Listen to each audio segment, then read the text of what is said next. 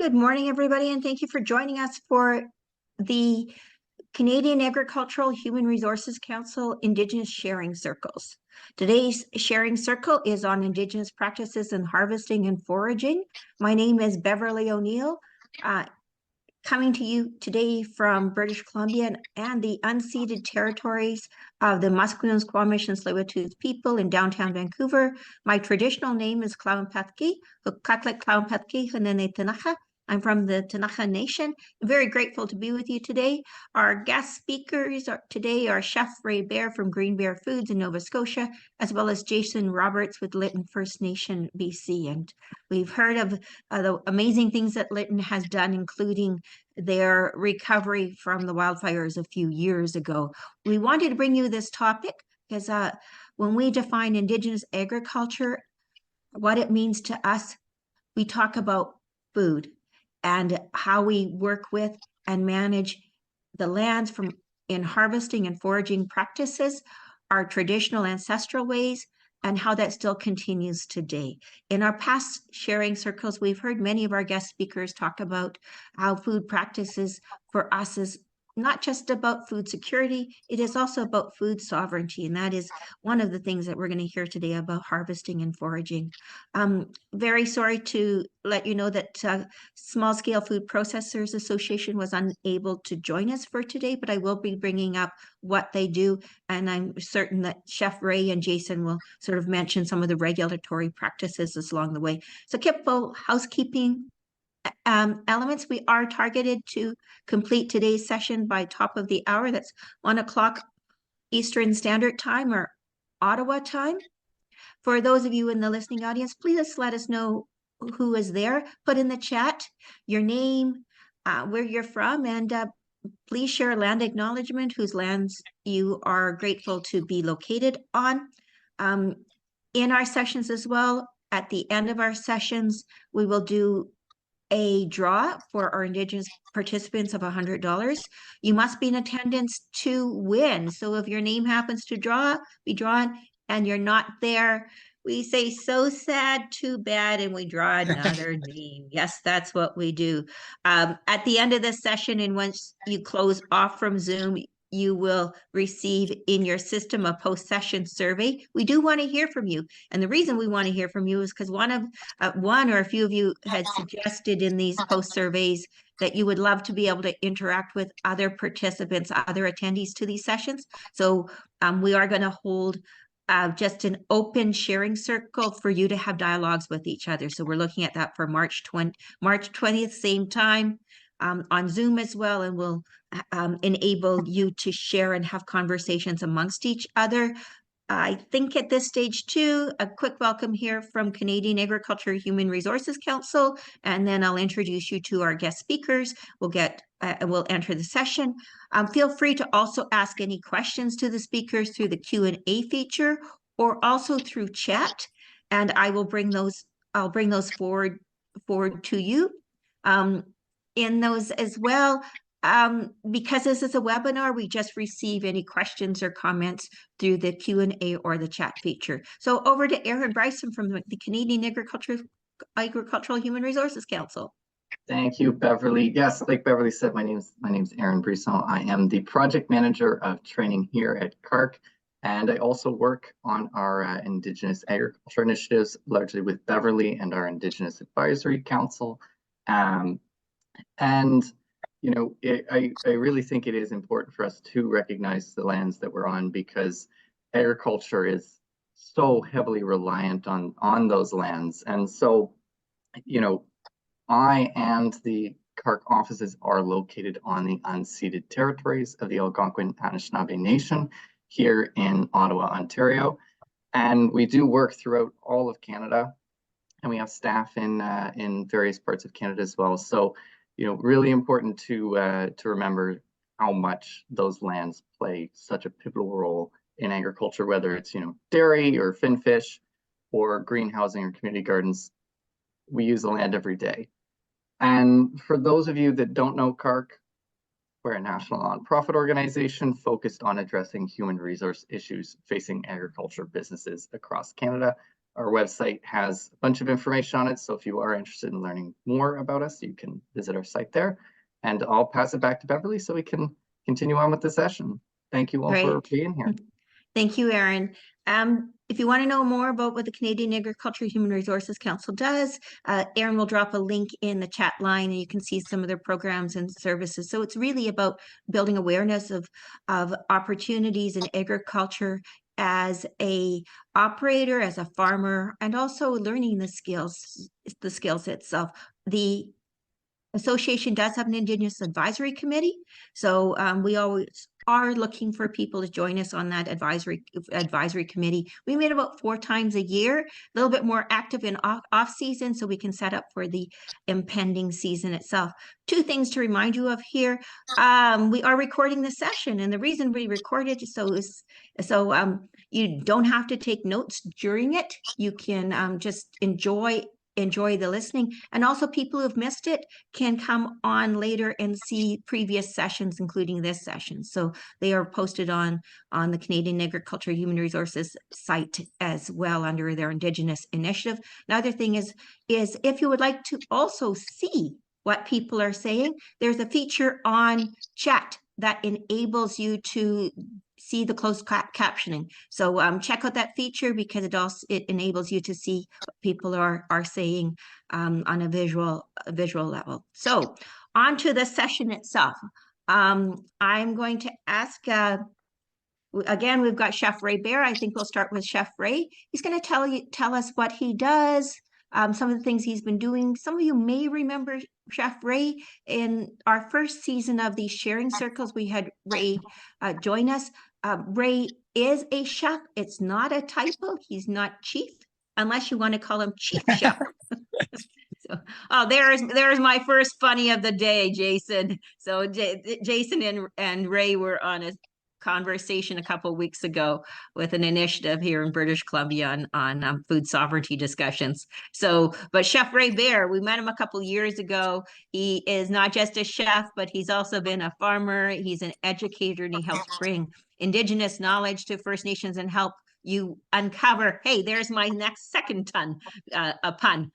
Uncovering like the earth, your knowledge that's there, and bringing it forward itself. And then after Ray, we've got Jason Robertson of Lytton First Nation, and Jason is incredibly active in foraging and harvesting. And people are going, in Lytton, didn't they? And sadly, the area was devastated by wildfires, and we're going to hear what they've been doing for, oh my gosh, I think it's like 25 years. And Jason's been operating his own practices for, he said, 20 years in foresting and harvesting. So he's going to share how they work there in lands management practices as well, and how they work in his own practice with the Siska Siska harvesters in that area, the Siska First Nation practice. So I'm going to turn it over first of all to Chef Ray. He's going to speak for a couple minutes, and then we'll go on to Jason. He'll speak for a couple minutes, and then we'll have dialogue and open it up for questions. So I'll go off screen. Jason will go off screen. So over to you, Chef Ray. Hello, everyone. Good morning. Thanks for having me. I'm Chef Ray Bear. I'm from Halifax. My family is from the Musqueam First Nation in Saskatchewan, right outside of Prince Albert. But I am based here in Atlantic, Canada. I spend my time between pretty much the 3 provinces of PEI and New Brunswick and Nova Scotia, working with the youth, doing lots of kind of fun land-based learning, but also high-end catering and consulting for restaurants and for teaching and all that sort of stuff. And part of that teaching is foraging. So I spent a lot of time foraging and then teaching people how to use the products that we forage for. I'm very interested in learning the nutritional value of everything that we forage and how we can incorporate that into our daily diets. So that's something that I'm really getting into now. And also preservation of course, the product in the forest, but once we pick it, the preservation of the products that we're able to use. So yeah, I've been a restaurant owner. I've been chef. I've kind of worked all over the world, and I've been a farmer. And instead of harvesting off the field, now I'm kind of harvesting in the forest. So that's my my focus. And yeah, I'm happy to be here. Thank you.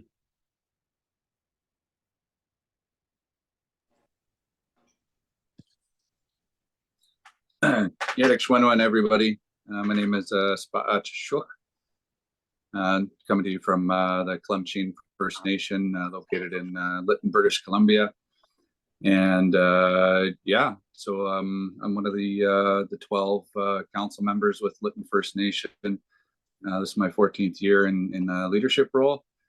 And concurrently, I operate a small business for the last 20 some odd years. Acting as a buying agent for a number of wild food companies here on the West Coast. And yeah, so anything from pine mushrooms to morel mushrooms, bear stem desert parsley, cattail shoots, number of berries. We've been building capacity in our community for the last 20 years with my company, teaching good agriculture collection practices, working towards a HACCP-based food collection system. And more recently, one of my portfolios with council is economic development. And through that, we have an agriculture committee established, and it's been about a 5-year journey to develop and realize a concept for food processing facility called the Yuckham Food Hub. So very exciting to have groundbreaking on that facility last fall, and having the building and the facility complete this coming spring. So realizing a lot of that capacity building now. Surveyed the community for a number of years to find out how we can actually play our part as a band, and being able to give our folks the good adequate tools to be successful in growing food, harvesting food, and being able to value add it and ultimately get it distributed among our community. So it's been an exciting journey. And really a huge a relief off my shoulders to see this facility become realized. And like Beverly mentioned, Lytton First Nation's been on a food sovereignty journey for at least 25 years, and sort of started through our social development department, establishing community gardens throughout our community, and showing people the discipline that it actually takes to grow their own food. One of my strong beliefs in through my leadership role is that a healthy community is one that can feed itself, and our traditional foods are our medicine, right? So we've been pretty fortunate. We're blessed with a very biodiverse area, different bioclimatic zones, and where we do have well-rounded healthy inventory and diet of foods year-round. So semi-nomadic people here.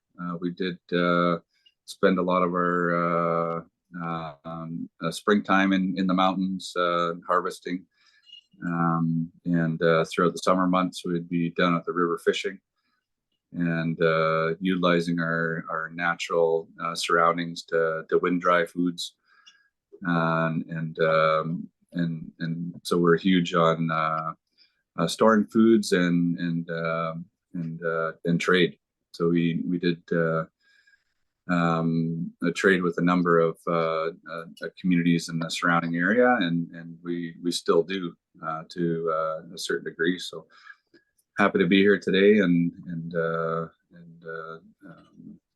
willing to share some of our experiences in our journey.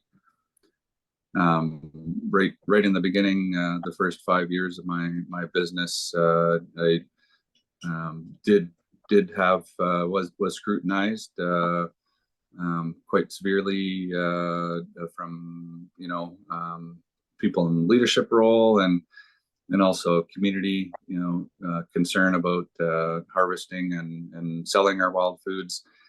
And basically my explanation is that we let's sit down and talk about this and develop a perspective from the leadership level. And what it came down to was that capacity building for our community members, and also really hammering out the details around sustainability. So figuring out what foods we did have in volume that we could make available to our community and to the world market. And also the fact that we're getting our youth back on the land, so that was huge component for us. So kind of put on the side or the back burner over the years, effects of the residential school and just mainstream media and things like that. People have kind of lost interest and take advantage of the convenience of getting their foods from a grocery store. We wanted to change that outlook. And so through the capacity building I've done over the 20 years with members, I now consider a lot of our community members as professional harvesters. So there's high expectations for them that they're harvesting sustainably and in areas that are in abundance, and that they're leaving enough for rejuvenation, and also that discipline of harvesting. So they're not only going out and just harvesting a little shopping bag of bare stem desert parsley, but they're actually coming back with sacks of it. And it's all nice and neat and tied up with an elastic. So it has taken, I personally invested a huge amount of time as a community champion to ensure that these folks are trained and have good practices. And at one point I had a look, and as a personal investment, it's either go big or go home. So I couldn't afford a lot of the processing equipment and operate at a level that it needs to be in order to feed our community. So that's when I started to engage with our First Nation, with our band, Lytton First Nation, to develop that concept, the business plan, and walk our way through feasibilities and round up funders to invest and to ensure that we have a good, robust facility. And over the past 3 years, it has been more evident that it's necessary for us to get a firm grasp on our food supply with the number of natural disasters that we've experienced here in Lytton. So Beverly mentioned the 2021 wildfires, where our community, our main downtown core, was totally annihilated, burned to the ground within a half an hour. And so a lot of folks were displaced, spread out all over the lower mainland and in through the interior. Upon return in the fall time, we did experience a number of atmospheric rivers that washed out majority of the access to our community. So into the winter months, we had to have a lot of our food flown in by helicopter and fixed wing aircraft to get us our basic supplies here in town. So it's one of our goals with the Yucca Food Hub is to develop that microeconomy where we are able to collect and acquire locally grown foods, right from beef to the various vegetables and the wild foods, and being able to store that for value add it and store it to make available to our communities. It's really important for us at this point to keep on developing that capacity, and really it starts from the top to get that buy-in, from your community, from the leadership in the band, and even up to the tribal council level, to ensure that everybody understands the intent, understands the process, and understands the importance of food sovereignty and being able to feed ourselves. So yeah, a bit of a introductory there, covered a little bit more, but yeah. Thanks for having me. That was great, Jason. For both of you guys, we can maybe get into the dialogue now. I know, Ray, you have been working, you not only have operated your own farm, you've had your own gardens, you've also been working with some different First Nations in Atlantic Canada on helping to revive and uncover their traditional practices in returning to the land and your land also includes water. So tell us, what are some of the things that communities are looking for there in restoring and returning to foraging and harvesting in their ways? Well, so what I try to do is first I try to educate what is available to be foraged, with my knowledge anyway, and looking what biodiversity is around each land mass, and kind of focusing on that. Of course, again, we're surrounded by water, so we have lots of bays and that kind of stuff that we can go and harvest certain things like sea asparagus and beach peas and sea blight and sea rocket and all these different things that grow around the ocean. So we have that, and then I kind of look at it as two separate things, and then going into the forest and finding the stuff throughout the forest that we can harvest as well. And some, again, like Jason said, we look at what is sustainable to harvest. So right now, ramps are kind of not ready to be harvested, and we stay away from the ramps. But of course, that is something that is well sought after here on the East Coast. We love the East Coast ramps, but they're kind of no for the next couple of years anyway. And then again, mushrooms, we focus on mushrooms, whether usually on the East Coast, chanterelles is a big one, but pine mushrooms and, lion's mane and bearhead and all these different mushrooms that, I kind of take the students into the woods. We go harvesting, and then we bring it back. We talk about traditional ways of using things, and then also, the two-eyed seeing way of doing things as well, a more modern sense. So, they can incorporate them with maybe some of the stuff that they're learning to grow in their gardens and all that sort of stuff, and how to make a full meal. So that's kind of what I focus on. Ray, you mentioned the different ways of the mushrooms. Like with the First Nations you're working with, what are some of the key points or principles in sustainability that come forward, or that they remind you of in these practices? Yeah, so it's interesting when I'm dealing with the traditional ways, and I've done a lot of asking a lot of questions and asking what mushrooms traditionally did our people use, and that sort of thing.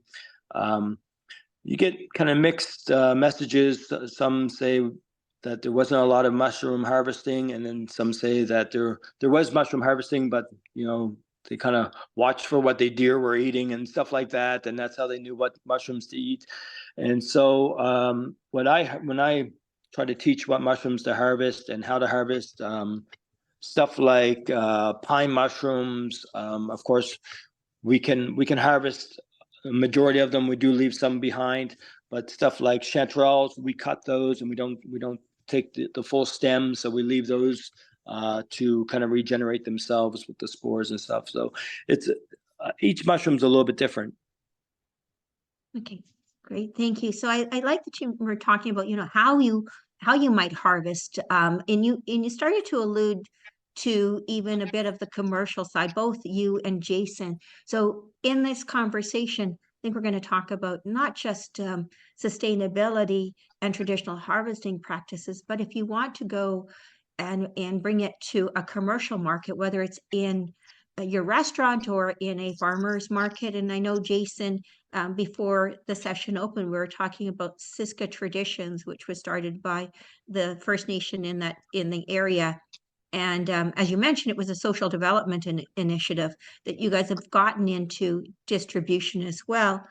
So tell us, in these sustainability harvesting practices, if you're planning to go or you want to explore going that next step and bringing it to a mainstream market, what are some of the things that you need to be aware of in your harvesting practices?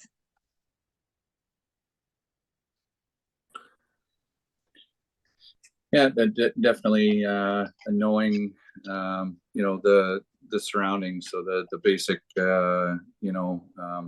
crop expectations for a year, knowing having a look at the weather. Like we haven't had a real decent pine mushroom season in the area for the last 5 years, and it's primarily due to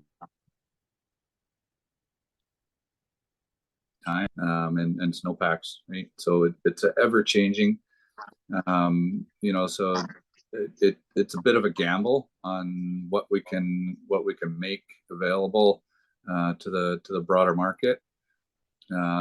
Things like bare stem desert parsley, that is a springtime crop, little leafy green that grows right down the Rockies, right down to Mexico, essentially. We have 5 different varieties of bare stem desert parsley in our area, and it starts harvest at the valley bottom and goes right up to the mountaintops. In July we can still harvest, and the leaves get bigger and a darker shade of green as you progress up the mountain. And so really, identifying those core foods that are available in volume, those types of things, you could propose to market. Of course, there's a cautionary around the practices and leaving enough to go to seed, and really understanding the root structures and things of those foods, whether we have another one called Spring Beauty, or tunes we call. It's a bit of a wild potato, and it's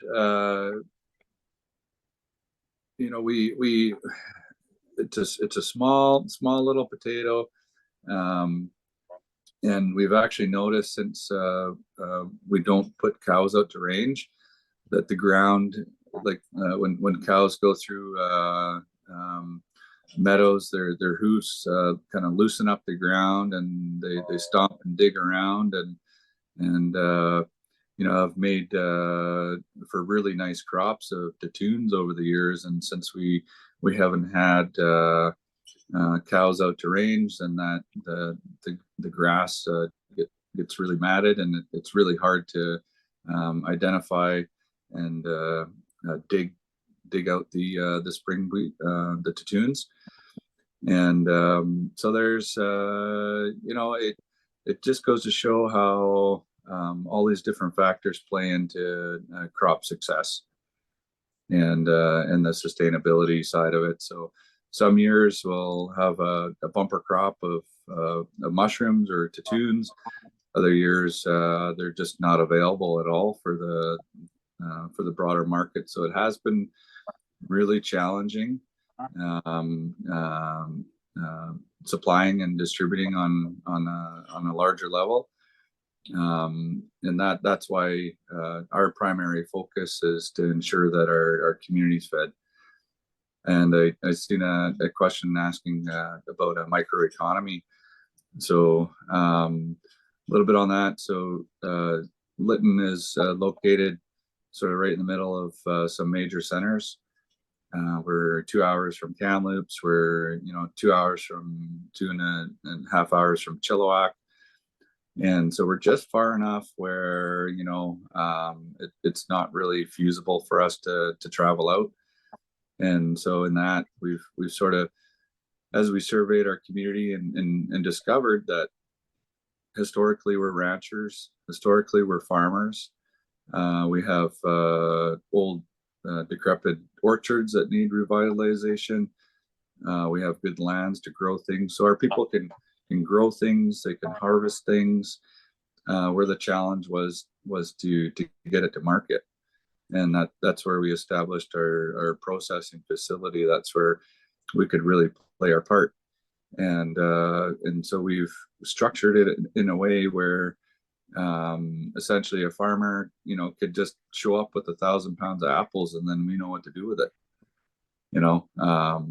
They bring it in, and either we buy all their apples and juice them, or sort them and make them available as fresh market, or maybe they want half of the juice, so we trade them half their apples and we give them back juice. Either that, or they hire us to do all the processing for them, right? So it's just having that option, and really microeconomy. How we want to get there is to have the facility established where we're promoting ranchers again. So a number of years ago, when the beef prices were down, a lot of our people sold off their cows and just threw in the towel. Well, as it turns out, there's a lot of people that eat beef in Lytton. And so ideally we want to be able to reestablish that, and make beef, pork, and chicken and all those things available in our local area. And so microeconomy is pretty much like the 100-mile diet. So being able to access good quality food within that 100 kilometers or 100 miles, and making it accessible to the community and ensuring that we're fed.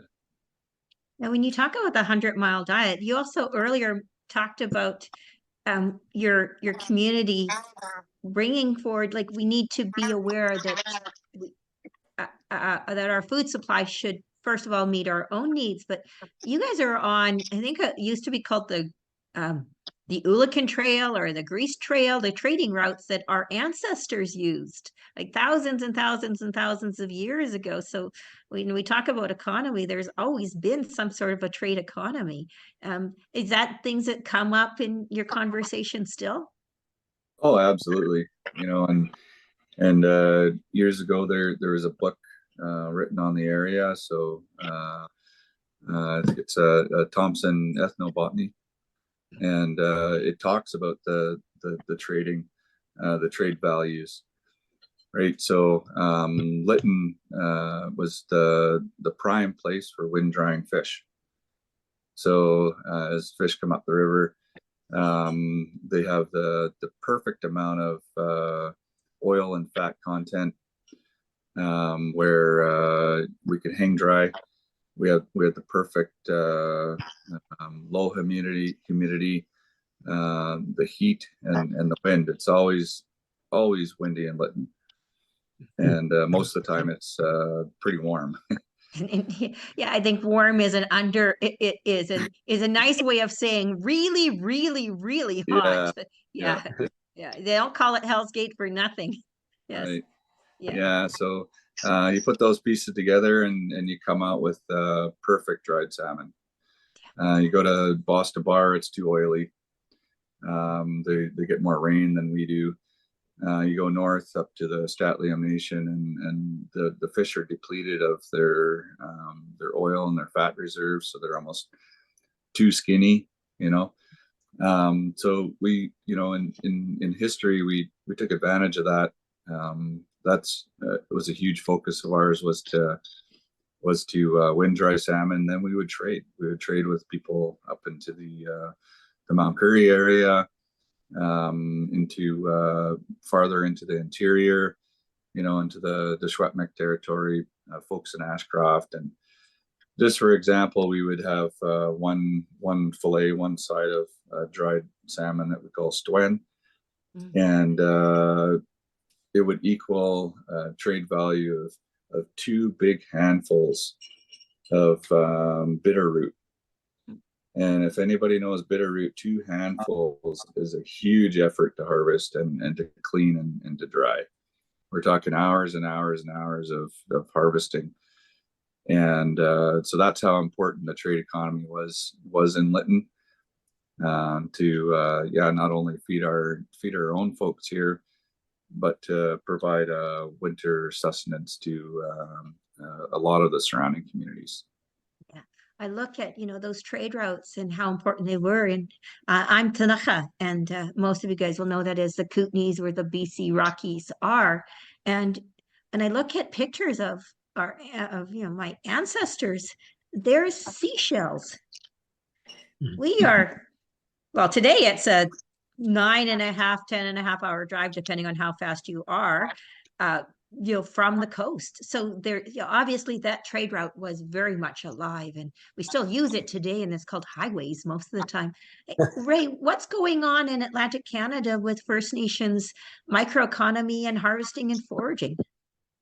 Well, it's interesting time. Of course, a lot of our seafood that we harvest gets sold overseas and that kind of thing. But there is a lot of harvesting for the communities here, which is amazing. They harvest and bring back to the community and do giveaways and all that sort of stuff. Not just seafood, but of course, this year we did a huge harvest in Member 2 with the venison. Venison population exploded here, and it became a real problem for some of the local towns. And so there was a big harvest where Member 2 went out. Not Member 2. Millbrook went out and harvested the venison, and then gave it away with recipes. I was involved in that to their members on how to cook it and how to use it and all that sort of stuff, which was amazing experience for everyone. And then as far as trade and that sort of thing, I don't think that we harvest, as far as foraging goes, I don't think we harvest that amount that we're trading too much.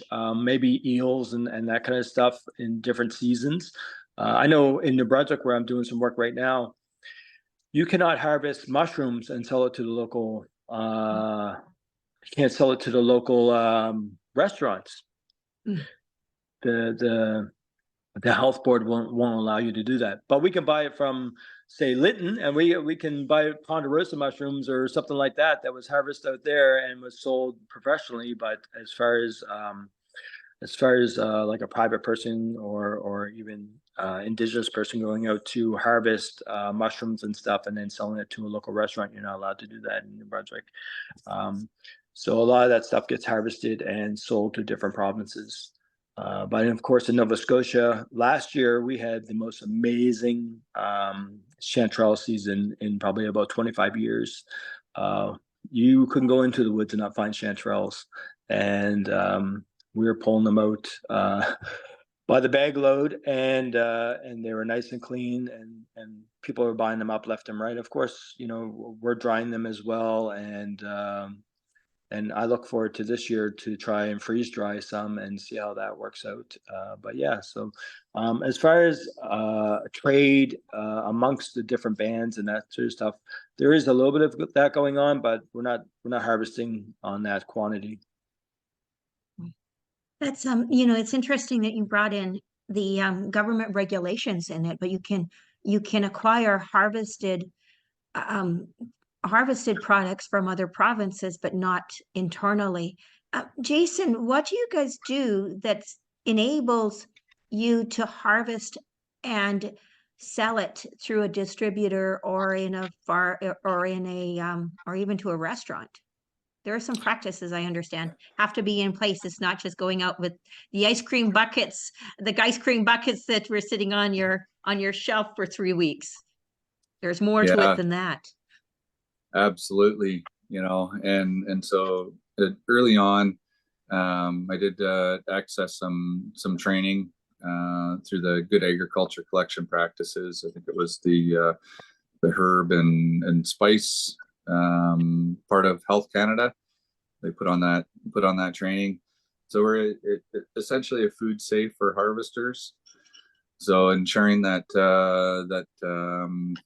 we are using good clean harvesting equipment comes with education and care in getting those foods from the harvesting grounds to myself. And for me, it meant having a good, adequate cooler, and ensuring that my baskets and my buying equipment was to a standard. Ensuring that we're using new product, clean product, and we're constantly cleaning. And then it comes down to the traceability, right? And so when we're buying in the field, we're documenting everything along the way. So what day it was harvested, who harvested it, and also ensuring that the harvester puts the location on the back of their slip. And that could be their own code word, right? Like there's one thing about Native people, they're not going to tell you where they pick their berries specifically, right? You don't tell. Yeah. You don't tell where the best berry picking or fishing spots are, like the city Indians don't tell you where the best parking spots are. That's right. Yeah. So that was a bit of an obstacle, and some of the solution that we came up with is, as long as they come up with a name for the area and they know that area, and we're documenting that, then that seemed to be okay. And for me, it's documenting the temperatures in the cooler each time we open and close, and ensuring that that my boss or the company that I work for has arranged pickup for the product, and once it hits their warehouse and they have their own asset-based food accountability system in place. They have to have a HACCP-based system in order to sell to the larger public. So that goes through either a sorting, a washing, in inspection, right, to ensure that the food is not turning bad. And then from there it gets repackaged and available via website or through their walk-in retail. And thank you, Jason, for bringing up HACCP. So it's a certification course. Again, can you two remind those that may not know what a HACCP is? And I'll put in the link. There's a Canadian Food Safety has a HACCP certification course. So one of you can just remind people what that is. Yeah, go ahead, Jason. Yeah, so it's essentially a food safe. So just kind of what I explained there, and ensuring that you're have the right tools and the equipment and the proper documentation to go along with traceability and accountability. Here, and I've just put a link in to a certification course by Canadian Food Safety, and I'll just resend and put it in the wrong spot, but it's, as Jason mentioned, it's a plan that's harvesters, foragers use, they're required to use, and also restaurants and food service agencies. It's a plan on how they're going to ensure that from where it's growing or where it's harvested or where it's fished or where the food is created and how it's created, it's always going to be safe for your consumption. So we hear a lot about HAPSIT and food security, food safety concerns in the news now. A few years ago, it was about romaine lettuce. We hear about food being recalled because of something that happened. And they say, if you bought it during these dates at this time, you may need to you'll probably need to return it for that. So I will add this information in here a bit more. On that, I wanted to just ask Jason again and Chef Ray, what have you seen and what are you doing, or what have you seen First Nations do or harvesters do in terms of traceability for physical safety? Because Jason, you mentioned people are recording where they're harvesting in their own code name, but that's also important for you to know when people are harvesting where they are. Yeah, you bet. I come across a number of different personalities through my journey and harvesters, and they all have their own style, right? Around here, they mainly will harvest in groups. So, you know, anywhere from a pair of people to a group of 5. So they call that a company, right? And so they all go out and harvest together and watch out for each other and ensure that everybody gets out safely. A lot of them carry the FRS radios and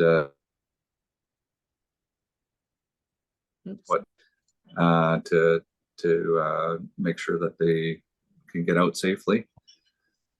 Yeah, but and you know, and then there are those individuals that just they don't want to show you their secret mushroom patch, and they do go out, and I do worry. I've had individuals harvest for 3 days in a row, tell me they're going out the next day, they don't show up that night, and man, I just, you know, I'm on the phone tree trying to figure out if they got out safely. And actually had one individual contact me a few days later and said, "You never come and look for me. You don't worry about me. I'm fine." He's like, "It's none of your business," you know. And I just like, whoa, you know, I'm trying to, you know, I feel responsible to a certain degree, right? Like you just said, you're going out the next day, and then I don't hear from you, so those are alarm bells. So definitely encourage along the way. And fortunately, you know, I have been working with the majority of these folks for in the last 20 years. So they do know to check in and report back and whatnot. But thankfully we've never had to engage with search and rescue or embark on any recovery missions. But you know, ready to pull that trigger. So, you know, I've worked in BC wildfire for the last 23 years and do have access to a number of helicopter companies in the area and folks that are experienced in search and rescue. Have been on a couple of missions into the Stein Valley to look for individuals with the RCMP. So it's we do have somewhat of a plan formulated just in case, but for the most part, it's personal responsibility. And if a family member doesn't hear from another family member, you know, it's next thing you know, there's 5 trucks going out to go and have a look. Yeah, no, that's, you know, food harvesting and foraging is not just about food safety. It's also about personal safety, making sure that our people are they know that there's someone looking out for them, and other than, of course, the guy that's, "Look, I'm fine." It's making sure people know that people are watching out for them as well, because harvesting in an area that wildfire went through the previous season, it can be a dangerous environment with trees and branches sticking up and easy to trip. Chef, what happens on the East Coast in ensuring personal safety? Well, I think on the East Coast, we're not dealing with huge land masses like they would west. the two provinces, PEI and Nova Scotia, we're pretty much surrounded by water. So if you get stuck somewhere, you just follow the river down, and you're gonna find your way, kind of thing. But and I don't think there's groups of people so much that go out foraging. I think it's probably a little bit more secretive here, and people usually go out by themselves or a pair. Yeah, I don't know myself personally if anyone's ever got lost that I would have any interaction with, but usually people that are foraging around the First Nations or anybody foraging around here have been people that have been doing it for a long period of time.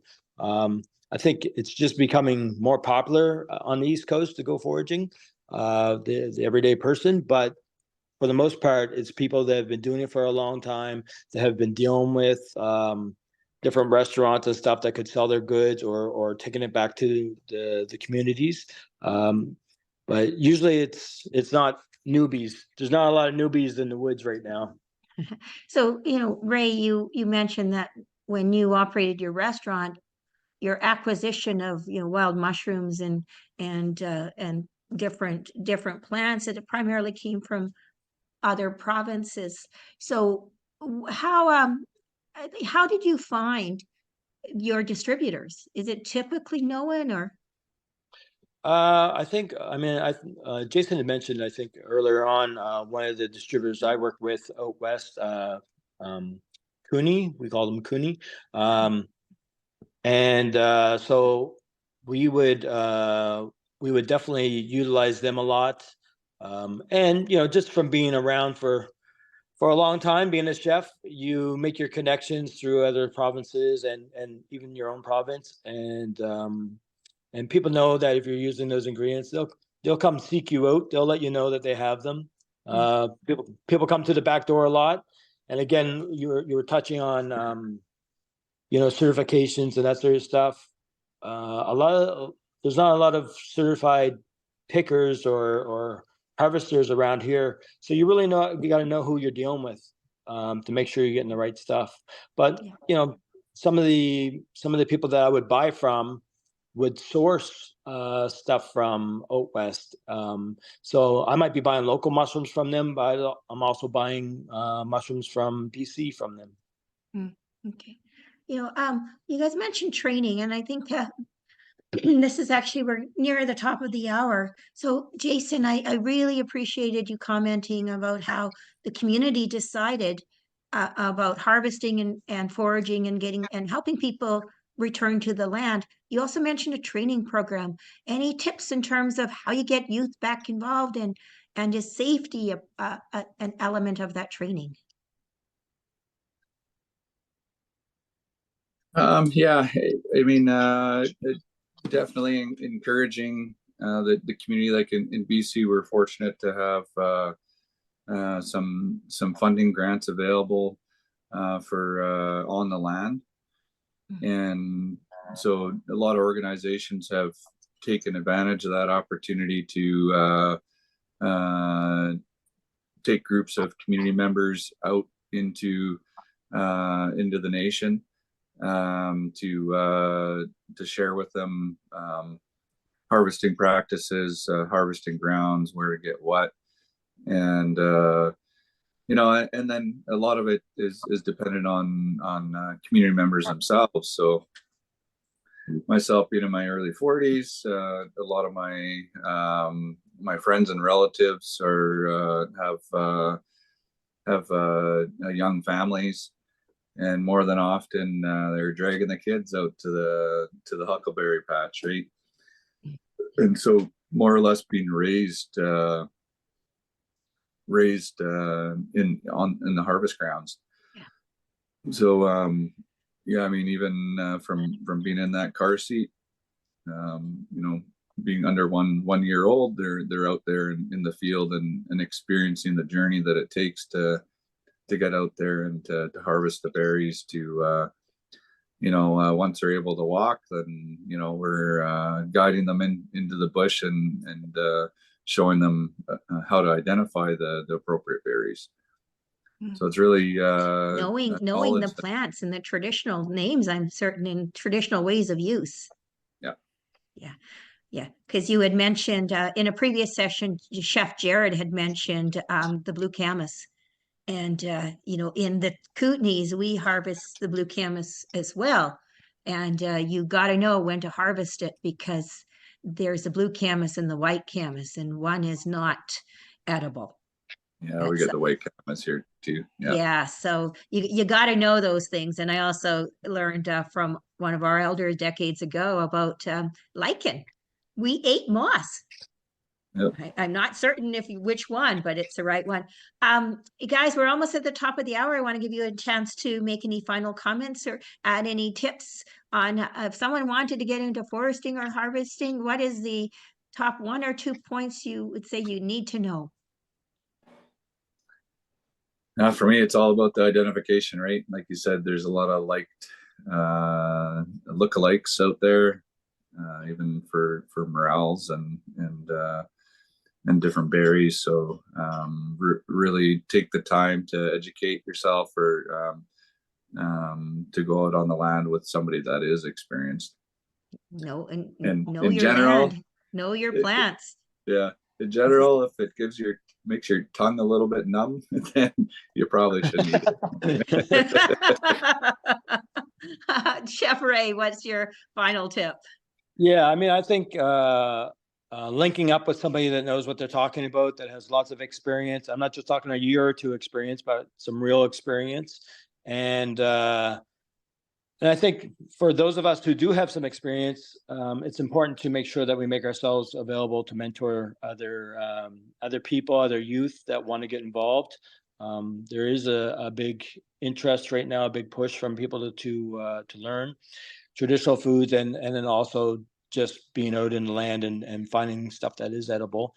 And I think it's important that we all kind of collaborate on that. Yeah, speaking of collaboration, you guys both really underscored the importance of sustainability. Not just from a land perspective, but also from the community, making sure there's abundance, knowing how to cut a plant, knowing how to harvest respectfully, knowing about seasonality in what you're doing. And then when you get into regulatory size, about the traceability, and Jason had talked about traceability from who's traced it, what was their code name for it, making sure your people are safe as well. And then we've also shared links with you guys for a couple organizations, a small scale food processors association that does workshops and courses on the production side and the harvesting. So here's their link itself. So they got a number of different programs. Key thing they talk about is making sure you've got your HAPC place in plan. They teach you the regulatory plan things and how to create your plan. And then, as I mentioned, there's also the HAPC certification that can be acquired through the Canadian Food Safety Group. So lots of these in places here. So of course, making sure you're doing it safely, respectfully at the beginning, and then if you want to get into the more commercial markets, knowing the regulatory sides as well. So this is now at the top of the hour, where Aaron Bryson comes on. I want to thank Chef Ray and Jason Robertson for sharing your knowledge, your experience, and offering your tips to our attendees on how to harvest and forage on it. So Aaron is now going to bring up the draw name. So don't forget, if your name is drawn, you need to let us know right away that you're there. Otherwise, we draw another name. A reminder that in 2 weeks, as Aaron's just getting that ready, in 2 weeks, we've got the our next sharing circle. And this is about Indigenous women in agriculture. And we'll also open up an informal session for you to talk amongst each other on March 20th on open discussions on agricultural practices. You can have those one-on-one conversations with people. So again, reminder, session is being recorded. There is a post-session survey itself. And at CAHRC, we're developing in the Indigenous Advisory Committee some startup guides and information sheets to help you build your knowledge and remind you of some of the key points that you might have heard in these sharing circles itself.